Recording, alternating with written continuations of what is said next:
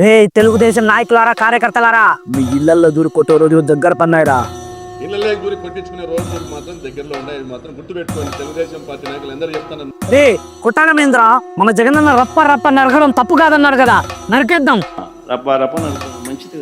మన పేరు నాని అన్న అరే చీకట్లో కన్ను కొట్టి అయిపోవాలి, నోరు తెచ్చి రప్ప రప్ప ఎన్నిసార్లు రప్ప రప్పని చీకట్లో జరిగిపోవాలి. మీ జగనన్నకు అధికారం వచ్చి తేదేపై జనసేన వాళ్ళని హత్య చేశారనుకుందాం, పోలీసులు గమ్మనుంటారా? సరే మీ జగనన్న కేసులు కట్టకుండా కాపాడతాడే అనుకుందాం, చంపబడినోడు అన్నో తమ్ముడో ప్రతీకారం కోసం మిమ్మల్ని చంపకుండా ఊరుకుంటారా?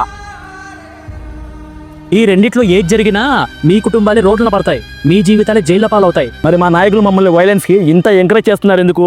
అన్న వాళ్ళు బానే ఉంటారు, విన్న మీరే నాశనం అయ్యేది. దేశంలో ఏ పార్టీ కానీ ఏ నాయకుడు కానీ హింసా రాజకీయాలు ప్రోత్సహించారు, హత్యా రాజకీయాలకి కార్యకర్తలను ఉసిగొలపరు. కానీ మిమ్మల్ని మీ నాయకులు రెచ్చగొడుతున్నారంటే పార్టీకి మిమ్మల్ని బలి పశువులు చేస్తున్నారని అర్థం. గడ్డి వేస్తున్నారని గొర్రె కషాయవాడిని నమ్మితే ఏమైతుంది? కషాయవాడి కంచెల్లో మంచింగ్ అవుతుంది. ఈడ గొర్రెలు ఎవరో కషాయవాడెవడో బాగుపడేది ఎవరో బలయ్యేది ఎవరో మీకు పర్టికులర్ గా చెప్పక్కర్లేదు అనుకుంటా.